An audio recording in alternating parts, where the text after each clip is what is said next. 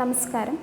നമ്മുടെ നാട്ടിൽ എല്ലാ പ്രായക്കാരിലും വളരെ സാധാരണയായി കണ്ടുവരുന്ന ഒരു രോഗാവസ്ഥയാണ് സൈനസൈറ്റിസ്. പലതരം തലവേദനകൾ നമുക്ക് അനുഭവപ്പെടാറുണ്ടെങ്കിലും ഇതെല്ലാം സൈനസൈറ്റിസ് ആണെന്ന് കരുതുന്നവരും കുറവല്ല.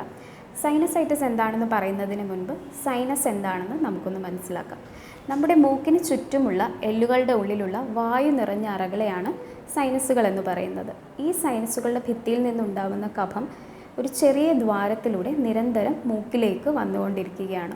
ഇനി എന്തെങ്കിലും കാരണവശാൽ ഈ ദ്വാരങ്ങൾ അടഞ്ഞുപോയാൽ, ഉദാഹരണത്തിന് ശക്തമായ ജലദോഷം, മൂക്കിൻ്റെ പാലത്തിനുണ്ടാകുന്ന വളവ് അല്ലെങ്കിൽ മൂക്കിൽ ദശ വളരുക, ഇതൊന്നും കൂടാതെ സ്ഥിരമായ അലർജി, പുകവലി, അന്തരീക്ഷ മലിനീകരണം, തണുത്ത ഭക്ഷണങ്ങളുടെ സ്ഥിരമായ ഉപയോഗം, AC മുറികളിൽ അധിക സമയം ചിലവഴിക്കൽ, ഇങ്ങനെ തുടങ്ങി പല കാരണങ്ങൾ കൊണ്ടും സൈനസുകൾ ബ്ലോക്ക് ആവുകയും സൈനസുകൾക്കുള്ളിലുണ്ടാവുന്ന കഫം അതിൽ തന്നെ കെട്ടിക്കിടക്കുകയും പഴുപ്പ് ബാധിക്കുകയും ചെയ്യാം. ഇങ്ങനെ സൈനസിലുണ്ടാവുന്ന നീർവീക്കം അല്ലെങ്കിൽ പഴുപ്പിനെയാണ് സൈനസൈറ്റിസ് എന്ന് പറയുന്നത്. ഇനി സൈനസൈറ്റിസിൻ്റെ ലക്ഷണങ്ങൾ എന്തൊക്കെയാണെന്ന് നോക്കാം. പ്രധാനമായും തലവേദന, തലയ്ക്ക് ഭാരമുള്ളതായി തോന്നൽ, മുഖത്ത് പ്രത്യേകിച്ച് മൂക്കിന് ചുറ്റും നെറ്റിയിലും കവിളിലും ഉണ്ടാകുന്ന വേദന, മൂക്കടപ്പ്, മൂക്കിൽ നിന്നും കഫം വരിക, ഈ വരുന്ന കഫത്തിന് ദുർഗന്ധമുണ്ടാവുക അല്ലെങ്കിൽ കഫം തൊണ്ടയിലേക്ക് ഇറങ്ങി വരുന്ന അവസ്ഥ, തുമ്മൽ, ചുമ, ശബ്ദത്തിനുണ്ടാകുന്ന മാറ്റം, മണമറിയാനുള്ള ബുദ്ധിമുട്ട്, ഇതൊക്കെയാണ് സൈനസൈറ്റിസിൻ്റെ ലക്ഷണങ്ങൾ.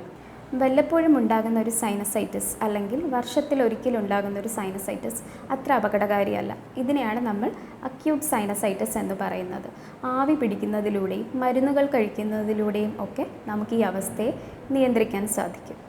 എന്നാൽ ക്രോണിക് സൈനസൈറ്റിസ് എന്നറിയപ്പെടുന്ന മറ്റൊരു വിഭാഗം സൈനസൈറ്റിസ് ഉണ്ട്. അതായത് തുടർച്ചയായുള്ള സൈനസൈറ്റിസ്, ഇടവിട്ട് മാറാതെ നിൽക്കുന്ന സൈനസൈറ്റിസ്. മരുന്നുകൾ കഴിച്ചിട്ടും 3 മാസത്തിൽ കൂടുതൽ ലക്ഷണങ്ങൾ കുറയാതെ നിൽക്കുകയാണ് ഇതിൻ്റെ പ്രത്യേകത. പൊതുവെ പ്രതിരോധശേഷി കുറവുള്ളവരിലും കുട്ടികളിലും രക്തക്കുറവുള്ളവരിലും ഒക്കെ ഈ ക്രോണിക് സൈനസൈറ്റിസ് പലതരം കോംപ്ലിക്കേഷൻസിൽ എത്തിച്ചേരാനുള്ള സാധ്യതയും കൂടുതലാണ്.